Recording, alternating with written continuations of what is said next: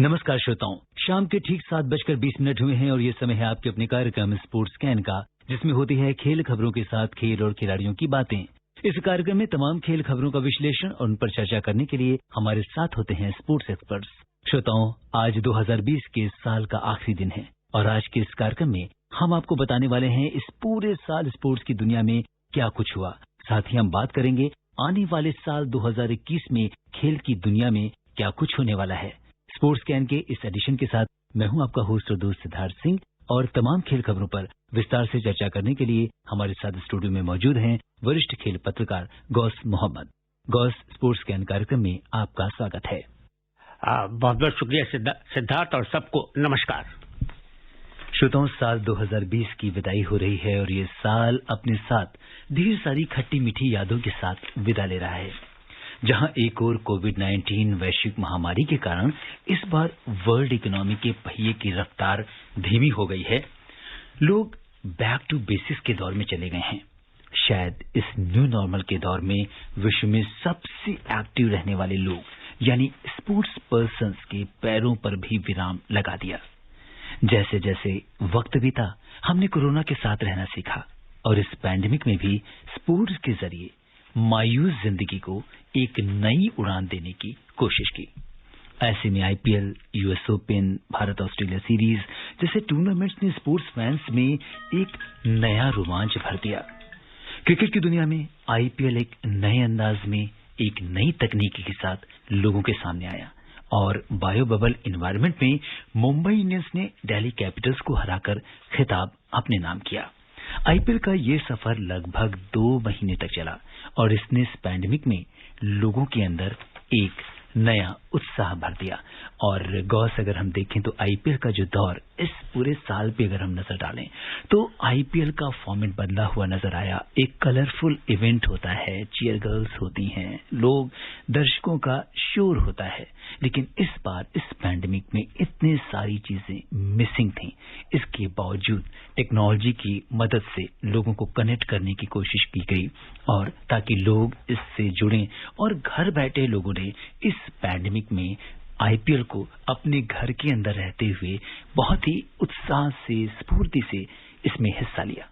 बेशक सिद्धार्थ, देखिए जो लोग कोविड-19 से ग्रस्त थे, जो अभी भी चल रहा है, असर बेशक कम हुआ है, पर उन्होंने खेल को जो विराम लगाया था उससे एक अजीब सी उदासी खेल जगत में छा गई थी। और यकीन मानिए कि जो हौसला, जो घर में युवा फैंस वो एकदम जाम होके रह गए थे, तो क्रिकेट ने, टेनिस ने एक बार फिर एक नई ऊर्जा जागृत की फैंस के दिलों में, युवा खिलाड़ियों के दिलों में। और जो घर में वंचित थे, आज भी स्टेडियम खुले नहीं हैं प्रैक्टिस के लिए और तमाम बाकी चीजों के लिए। लेकिन आपने सही कहा कि टेनिस के बाद अगर आईपीएल ने, जो कि हिंदुस्तान में, भारत में आयोजित होता था और इससे पहले एक बार साउथ अफ्रीका भी गया था, पर वो मजबूरी थी क्योंकि चुनाव का वक्त था। और अब ये मजबूरी थी क्योंकि इसमें काफी चीजें ऐसी थी कि हमारी जो WHO के गाइडलाइन थे, भारतीय स्वास्थ्य मंत्रालय के जो सख्ती थी, क्योंकि एकदम फैल रहा था, तो वो वेन्यू को चेंज किया। और वेन्यू इसलिए चेंज हुआ क्योंकि जो शारजा या दुबई में जो भी स्टेडियम है, बिल्कुल उससे लगते हुए होटल हैं। यानी आप एक बार एक जगह आ गए तो होटल से निकले स्टेडियम आ गए, स्टेडियम से निकले होटल में आ गए। तो ये एक बहुत बड़ा एडवांटेज था। अगर मान लो भारत में होता तो स्टेडियम और होटल का रास्ता बहुत दूर था। तो यहाँ जो ब्रॉडकास्टिंग का एक क्या ताकत होती है वो पता चला। जी बिल्कुल, जिस तरह से तकनीक का यहाँ पे उपयोग किया गया और घर बैठे लोगों ने आईपीएल का जिस तरह से मजा लिया, या ये कहें कि एक पैंडेमिक के दौर में जब कुछ भी करने को नहीं था, लोग घरों में थे, उस समय आईपीएल ने एक नई स्फूर्ति लोगों के अंदर भरी। हालांकि एक घटना पे आपसे और बात करना चाहेंगे। जब 15 अगस्त को जब देश अपना स्वतंत्रता दिवस मना रहा था, तो वहीं पूर्व भारतीय क्रिकेट कप्तान महेंद्र सिंह धोनी ने अंतर्राष्ट्रीय क्रिकेट से अलविदा की घोषणा के साथ सभी को हैरान कर दिया था। जी बेशक, महेंद्र सिंह धोनी जिनको दुनिया मानती है हमारे साथ साथ, और वो एक ऐसा कैप्टन था कि जिसने एक भारतीय क्रिकेट को एक नई दिशा प्रदान करी। एक आपस में जो यूनिटी होती है टीम को, कि टीम एक कैसे यूनाइट होकर खेलती है, और उनका जो आत्मविश्वास था, उनकी जो तकनीक थी, आखिरी लम्हों में, तनाव में वो कितना खुल के और बड़े अच्छे टेम्परामेंट के साथ खेलते थे, वो हम सबके लिए, चाहे वो क्रिकेट फैंस हों, चाहे वो युवा हों या भारतीय क्रिकेट के फिलहाल के सदस्य हों, उन सब के लिए एक ऐसा उदाहरण थे कि जिनको दुनिया भी मानती थी, हम भी मानते हैं, सभी मानते हैं। जाहिर सी बात है, ये एक ऐसी खबर थी जिसने हमें मुश्किल में डाला। पर एक बात और है कि भारत में ऑप्शन अब आ गए हैं। ठीक है, वो क्वालिटी आपको नहीं मिलेगी। आप अगर पहले कहते थे कि ये स्पिनर बहुत अच्छा है, तो आज आपके पास 8 स्पिनर्स हैं। बेशक चंद्रशेखर जैसे नहीं है, प्रसन्ना जैसे नहीं है, लेकिन उनसे कम भी नहीं है। और उनकी खासियत क्या है कि वो बैटिंग भी कर लेते हैं। तो साथ के साथ आपको ऑप्शन भारत में बहुत अच्छे मिल रहे हैं। और आईपीएल की तारीफ करनी होगी कि उन्होंने अपनी इस बात को कायम रखा कि ये होना है, और वो शारजा दुबई में हुआ, पर ब्रॉडकास्टिंग के जरिए वो हर एक के पास पहुंचा और उसने एक नई दिशा दी, हमारा सबका हौसला बढ़ाया और हमें अच्छा लगा। और उसके बाद जो है किसी ने पीछे मुड़ के नहीं देखा, और आप देख ही रहे हैं एक के बाद एक क्रिकेट और या अदर स्पोर्ट्स इवेंट हो रहे हैं। जी बिल्कुल। और अगर हम देखें तो कप्तान, जो पूर्व कप्तान महेंद्र सिंह धोनी हैं, उन्होंने जब संन्यास लेने की अंतर्राष्ट्रीय क्रिकेट से घोषणा की तो उन्हीं के साथ ही एक दूसरा नाम भी आया, वो नाम था सुरेश रैना का। तो सुरेश रैना ने भी इस साल की एक बहुत बड़ी ये खबर रही कि उन्होंने भी अंतर्राष्ट्रीय क्रिकेट से विदा लेने की घोषणा की। जी बेशक, वो भी एक बड़े प्रतिभाशाली क्रिकेटर रहे हैं और बिल्कुल दिल्ली के बहुत ही कम फासले पर उनका घर था। और उन्होंने ये दिखाया, सुरेश रैना ने, कि पहले जो बड़े बड़े शहरों से क्रिकेटर आते थे, टेस्ट खेलते थे, चाहे वो मुंबई हो, दिल्ली हो, पंजाब हो, कर्नाटका हो, ऐसे या बंगाल हो, ऐसे शहरों से आते थे जो बड़े मेट्रो शहर थे। पर छोटे छोटे जगहों से, छोटे छोटे शहरों से जो क्रिकेटर आए उसमें सुरेश रैना भी थे। और देखिए, कोई भी खिलाड़ी है उसको पता होता है कि उसके अंदर ऊर्जा कितनी है, वो कितना खेल सकता है। तो अगर आपका फैसला अटल है तो हमको उसकी इज्जत करनी चाहिए, और हमारे पास ऑप्शन बहुत हैं। बिल्कुल। और इससे पहले अगर हम देखें तो सबसे पहले इस साल रिटायरमेंट लेने वाले क्रिकेटर्स में एक इरफान पठान का भी नाम आता है, जिन्होंने सबसे पहले इस साल रिटायरमेंट इंटरनेशनल क्रिकेट से लिया। देखिए, वो भी एक अच्छे ऑलराउंडर थे। मेरे ख्याल से अगर वो खेलना चाहते, अपनी फिटनेस को मेंटेन करके वो आईपीएल खेल सकते थे, पर भारत के लिए मेरे ख्याल से थोड़ी वो ऊर्जा या वो बात उनके अंदर फिलहाल नहीं रह गई थी। हमारे पास जो ऑप्शन है वो बेहतर है। तो इरफान पठान भी एक अच्छे क्रिकेटर रहे। फिलहाल वो अपना फायदा लाभ उठा रहे हैं जो क्रिकेट से उन्होंने सीखा है, खेल से, एक कमेंटेटर की हैसियत से। जी। और हमने स्पोर्ट्स अथॉरिटी ऑफ इंडिया के chief cricket coach MP Singh से जब पूछा कि साल 2020 क्रिकेट के लिए कैसा रहा, तो उन्होंने बताया, जैसा कि सबको पता ही है, कोविड-19 की वजह से ये साल ऑलमोस्ट हमारा काफी खराब रहा। और मार्च के बाद से तो दिल्ली हम लॉकडाउन में थे। ऑलमोस्ट जहां जहां क्रिकेट होती है वर्ल्ड में, सारे कंट्रीज में लॉकडाउन था। उसके बाद जब स्टार्ट हुआ तो कुछ कंट्रीज ने हिम्मत दिखाई, और उनमें से इंग्लैंड एक ऐसी कंट्री थी जिसने कि सबसे पहले कंपटीशन अपने स्टार्ट किए। और प्लेयरों को पहले फील्ड में लाने से पहले उन्होंने उनको बहुत, मगर जैसे 6 महीने या 5-4 महीने कुछ नहीं उन्होंने किया था, तो धीरे धीरे उनको ट्रेनिंग पीरियड में लेके आए, और उसकी वजह से वो एक टीम बना सके। और जो कि काफी, मतलब उन्होंने 2-3 कंट्री से सीरीज खेली, और अब उसको देखते हुए फिर हमारे बीसीसीआई ने भी अपने एक टीम अभी ऑस्ट्रेलिया विजिट कर रही है, जिसमें कि टेस्ट मैच अभी तो खेल रही है। उससे पहले हमने वनडे और T20 खेले। हाँ, एमपी सिंह जी, आपसे ये जानना चाहेंगे कि आने वाला साल 2021 में आप क्रिकेट के लिए क्या संभावनाएं देखते हैं? देखिए, जो नेचुरली जो हम 2020 में नहीं कर पाए, और हर किसी को होगा कि मैं परफॉर्म करूं, तो मेरे को लगता है कि कंपटीशन 21 में कुछ ज्यादा होने वाला है। चाहे फिजिकली प्लेयर इतना ज्यादा अच्छा ना कर पाए या कुछ भी है, पर हर कंट्री चाहेगा कि मैं जहां पे था उससे भी ज्यादा परफॉर्म करूं। और कंपटीशन मेरे को लग रहा है कि थोड़ा कुछ पहले से ज्यादा होगा, क्योंकि जिस प्लेयर को भी, क्रिकेटर्स को इतने टाइम पे क्रिकेट नहीं खेलने को मिला, तो अब उनको पास एक पीरियड आएगा, जो कि मेडिसिन अभी जो वैक्सीन आ गई है, तो उसकी वजह से मेरे को लगता है कि अब ये इस पे हम कोविड पे नियंत्रण पालेंगे और मेरे को लग रहा है कि क्रिकेट तो बेहतर होने वाली है। MP सिंह जी, आपने हमारे श्रोताओं को जो जानकारी दी इसके लिए आपका बहुत बहुत धन्यवाद और उम्मीद करते हैं कि आने वाला साल हम सभी के जीवन में एक नई उम्मीद, एक नया उजाला लेकर आएगा और आपको ऑल इंडिया रेडियो न्यूज के स्पोर्ट्स कैन कार्यक्रम से बात करने के लिए आपका बहुत बहुत धन्यवाद। जी हाँ श्रोताओं, ये थे स्पोर्ट्स अथॉरिटी ऑफ इंडिया के chief cricket coach MP Singh. और अब हम गौस बात करते हैं टेनिस की। ऑस्ट्रेलियन ओपन का 52वां संस्करण 20 जनवरी से 2 फरवरी 2020 के बीच हुआ था और इस बार नोवाक जोकोविच ने रिकॉर्ड 8वीं बार ये रिकॉर्ड अपने नाम किया था। तो जिस तरह से हम देखें कि नोवाक जोकोविच अपनी सफलता और अपना जो परचम है वो टेनिस के क्षेत्र में लगातार लहरा रहे हैं, एक लेजेंड हैं। बेशक जो लगातार मुसलसल एक जैसी अच्छी पीक पर परफॉर्म कर रहा है उसको तो सलाम करना पड़ेगा। और उन्होंने जोकोविच की जो खासियत ये रही कि हमें लगा ही नहीं कि उन्होंने कभी आराम किया होगा, विश्राम किया होगा, रेस्ट किया होगा। जो ऊर्जा के साथ वो खेल रहे थे, जिस फिटनेस के साथ खेल रहे थे, तो उनको ऐसा लग रहा था इतनी भूख है कि जितने भी आप टेनिस टूर्नामेंट में वो जाएंगे उसके ऊपर विजय प्राप्त करेंगे। और अच्छी बात है कि उन्होंने अपने आप को परफॉर्मेंस को मेंटेन रखा।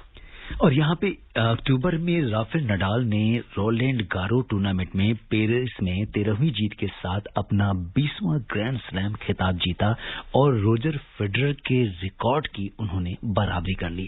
तो जैसे जब भी राफेल नडाल, नोवाक जोकोविच, रोजर फेडरर इन जैसे खिलाड़ियों का नाम आता है और स्पेशली राफेल नडाल और रोजर फेडरर ने जैसे आपस में एक दूसरे के खिताब की बराबरी की और इस साल जिस तरीके से राफेल नडाल का प्रदर्शन रहा बेहतरीन।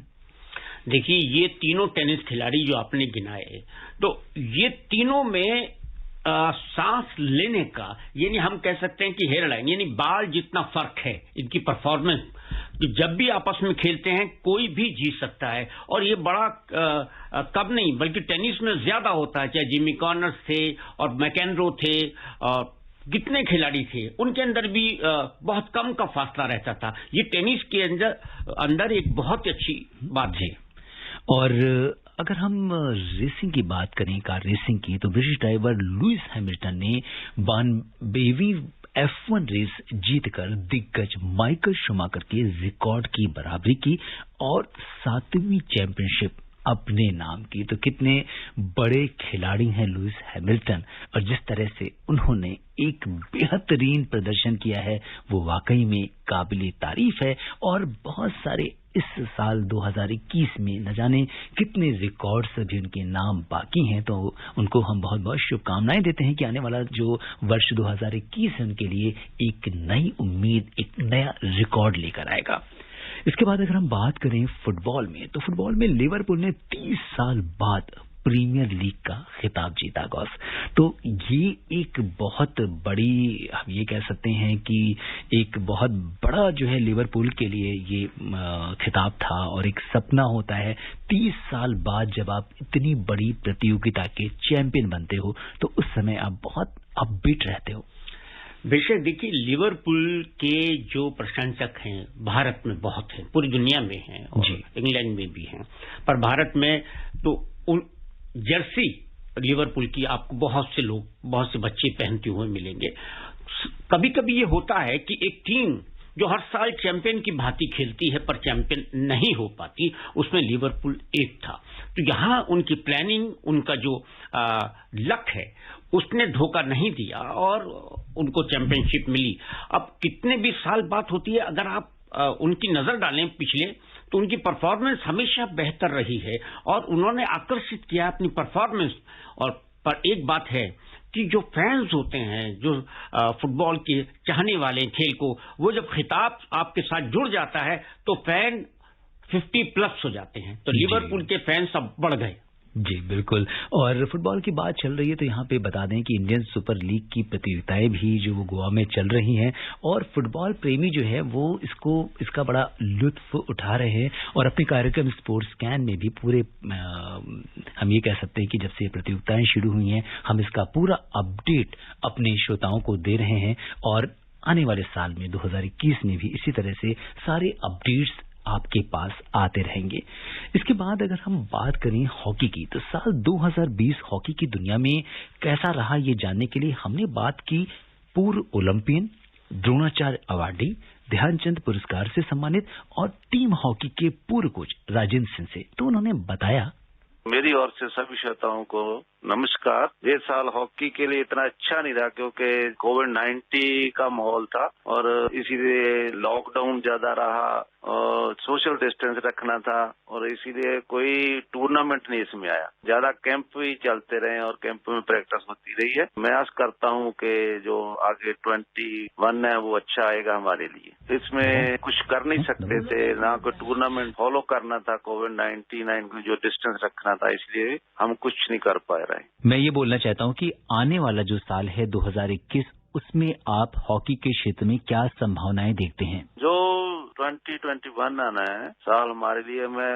आशा करता हूँ कि अच्छा है हमारे। और जो हमारा इंडियन हॉकी टीम का कैंप तो बेंगलोर में 3 तारीख को स्टार्ट हो रहा है और इसमें अभी लीग भी, जो वर्ल्ड लीग होनी है वो भी, और एशिया कप आना है और इसमें ओलंपिक भी है। मेरी ओर से तो यही प्रार्थना है कि ये अच्छा साल रहे इंडिया के लिए, हॉकी के लिए, और हम ओलंपिक में पार्टिसिपेट करना है तो हमें अच्छी पोजीशन मिले। तो डोमेस्टिक हॉकी के लिए भी बहुत सारे टूर्नामेंट होने हैं। अगर ये कोविड-19 जो आया हुआ जो खत्म हो जाएगा तो 21 में बहुत ज्यादा टूर्नामेंट है।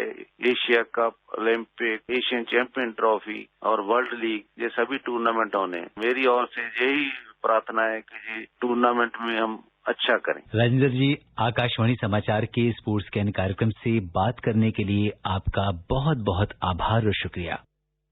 गौस, अगर हम हॉकी की बात करें तो देखें तो पिछले कितने सारे हमारे हॉकी प्लेयर्स जो हैं वो जो कैंप लगा हुआ था, अभ्यास कैंप, उसमें बहुत सारे लोग कोरोना पॉजिटिव हो गए थे, लेकिन इसके बाद भी वो कैंप, वो प्रशिक्षण शिविर जारी रहा और लोगों ने हार नहीं मानी।